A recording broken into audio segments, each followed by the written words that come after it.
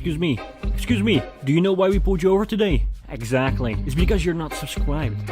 So you better fix that right now, or we're gonna have to take you in.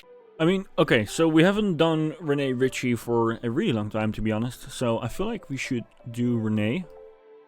And then we can look at the other ones afterwards. Just a second. Let me remove the music real fast. Let me bump up the audio of the other one real fast. Okay, so this is Rene Ritchie, and Rene Ritchie is going to tell us more about the new Mac Studio and apparently RIP iMac Pro, which is very sad. Keep it pumping.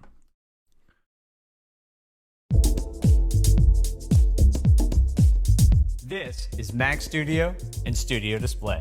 Son of a trash can, 70% of you watching still haven't subscribed, so hit that button and help us build the best community in tech together. Did Apple just actually figure out a way to take everything that was interesting and good about the 2013 Mac Pro, the things that, yeah, maybe they angered the traditional Mac Pro crowd, the ones who do want PCIe expandability, who want that traditional cheese grater, but the people who just wanted the fastest Mac possible in a box, who were happy with the applianceification, but wanted to keep pace with the rest of Apple's Mac lineup, did Apple just figure out a way to have their cake and eat it too, to have the best of both Pro Mac worlds? With a traditional Apple Silicon modular Mac Pro to come, but this new Mac Studio right here and now? Because this doesn't look like the mythical Mac X, the small tower that a lot of nerdiest of nerd Mac heads have been asking for. No, actually, I feel like Rene Ritchie is right here. It feels like a fusion between the trash can MacBook Pro, yeah, the trash can Mac and the Mac Mini. Which is very interesting, right? Like obviously a lot of people didn't really like the trash can MacBook.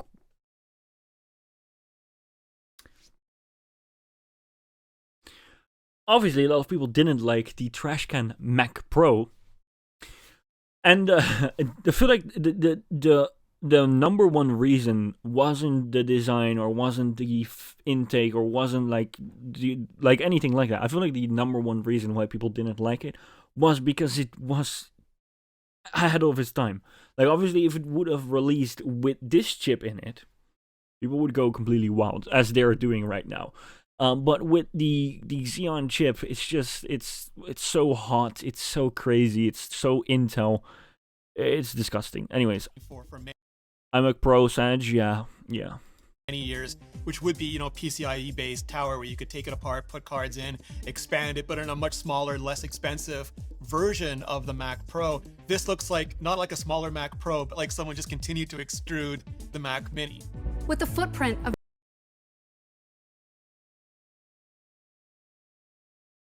just 7.7 inches square and height of only 3.7 inches. That was one of my questions. If Apple did make a taller Mac Mini, what would take up all that space? And it looks like it's primarily for heat management. Man, can we just appreciate Colleen at the moment? Can we just, like, her power in this event was amazing. I was sitting there and I was like, whoa, she is into it. Like, obviously, all her presentations are really good, but this time, she was shining off that screen. I'm just saying. She was shining on the screen. I'm like flat out shining.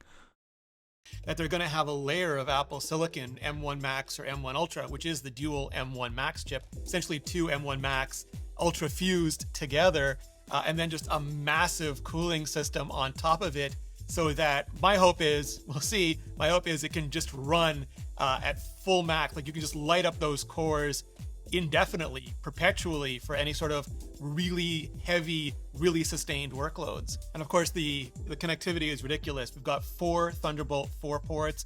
We've got 10 gigabit Ethernet built in, 2 old school USB-A ports, HDMI, and, Pro Audio jack. And interesting, that does not look like MagSafe, nor is Apple saying MagSafe for this connector. So we got MagSafe on the 24-inch iMac, and we've gotten it now on the 14 and 16-inch MacBook Pros, but not for the Mac Studio, at least not yet. Wi-Fi 6, not Wi-Fi 6E, which, like the Enterprise, would be the best version of Wi-Fi 6, and Bluetooth. With 2 ports on the front on the M1 Max version, because it doesn't have as many controllers, those are USB-C only ports. But on the M1 Ultra, because it has double the Thunderbolt controllers, those are Thunderbolt. And then you also have the SD-XC port right on the front for handy use of those cards if you still use them. I personally am using CF Express cards now, so RIP maybe. When you compare Mac Studio to our most powerful Mac desktops, the 27-inch iMac and Mac Pro, it takes performance to astonishing new heights. And now this is the part where Colleen absolutely drags, just shreds Intel. The CPU performance on Mac Studio with M1 Ultra is up to 3.8 times faster than the fastest 27-inch iMac. I mean, can you see the power, dude? She is powerful. Like, this is... Look, just look. Ultra is up to 3.8 times faster than the fastest 27-inch iMac. And it's up to... Man, dude. It's just powerful. Colleen, yeah, hard. Like, definitely hearts in chat. Best community in tech, can we be assured first place, Rene? I feel like accessing that, you have to, like, refresh your... you have to refresh your stream, because, like, you're behind a little bit. Big Mac or Mac Studio? Definitely Big Mac. They should have called this the Big Mac, for sure. But McDonald's would be upset, to say the least. 90% faster than Mac Pro with 16 cores. And of course, these are apples to bananas comparisons, because the Intel models of Apple's Macs are a couple generations old by now. They're not running Alder Lake. They're running previous generations. It's up to a remarkable 4.5 times faster. It even exceeds Mac Pro with its fastest graphics card. And likewise, nowhere nearly the latest AMD RDNA 3 cards. I think they're on 3. But, you know, by the same token, if you tried to put Alder Lake and RDNA 3 into this machine that had this kind of performance with nowhere nearly the efficiency in an enclosure like this, without, I don't know, liquid nitrogen cooling it, it would just halt and catch fire and then, you know, melt down to the thermal core of the Earth. You get up to 128 gigabytes of unified memory for enormous graphics tasks. But here's where it gets really interesting, because the unified memory that's provided by Apple's infrastructure, now they have 64 gigabytes of unified memory on the M1 Max and 128 gigabytes of unified memory on the M1 Ultra. And dude, refresh your stream. Astonishing new heights.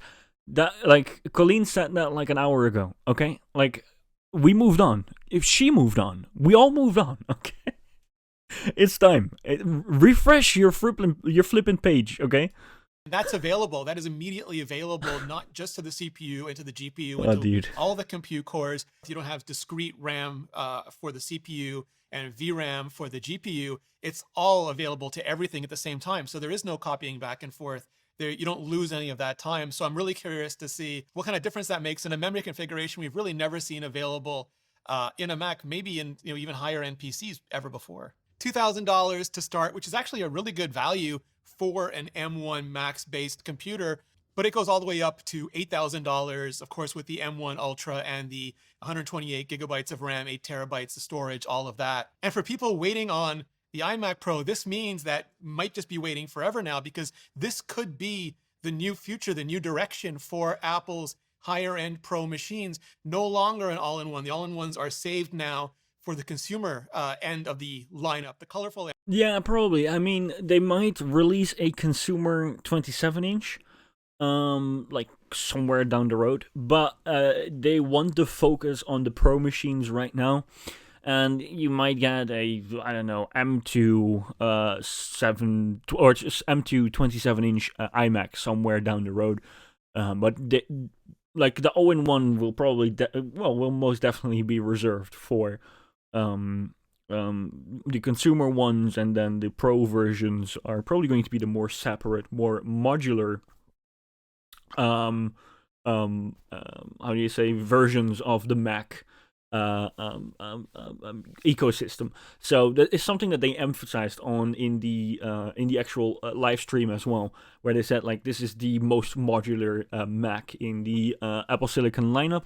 And there's probably stuff that they're going to emphasize with the Mac Pro as well, which is maybe even going to be more modular than this one. I'm not sure. Maybe even the components that you can replace inside it as well.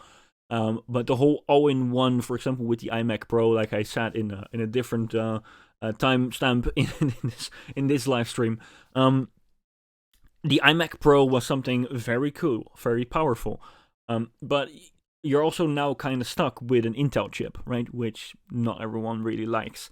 So I'm just saying that most people, most professionals will probably opt in for something that is a little bit more modular, unless you have a laptop, right? Which is quite hard to get into a modular version of it unless you're framework and you're like all up into that shit. I personally am not. But I feel like, anyways, like the whole all-in-one thing for a professional workflow, I think it's kind of gone now. So I agree with Rene Ritchie. I feel like you will be waiting forever if you are in the pro square. Right? If it's something that you're waiting for the consumer version, I think there's a decent chance that it comes back, especially when these panels are more easily to get. They will probably slap some M2 in there and call it a day, right? Why not?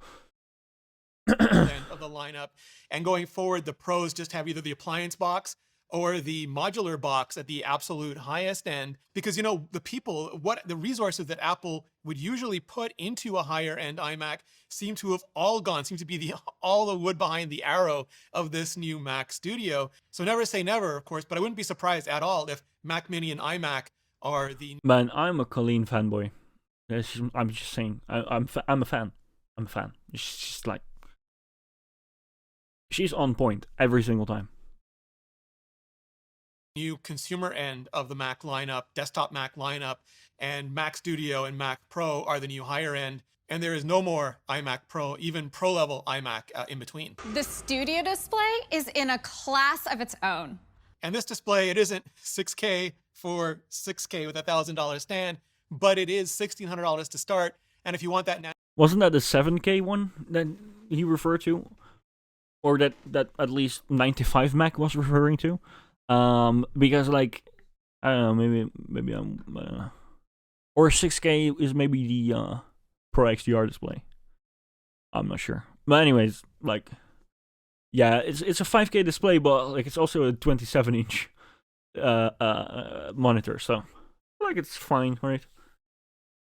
Like even with like 7K or 6K on a 27-inch display, not completely sure. Nano texture option, and you do want the variable stand or the Visa stand, it'll go to $1,900 or even $2,300. So absolutely cheaper, but by no means cheap. 27-inch active area with a total of 14.7 million pixels at 218 pixels per inch, making it a 5K Retina display.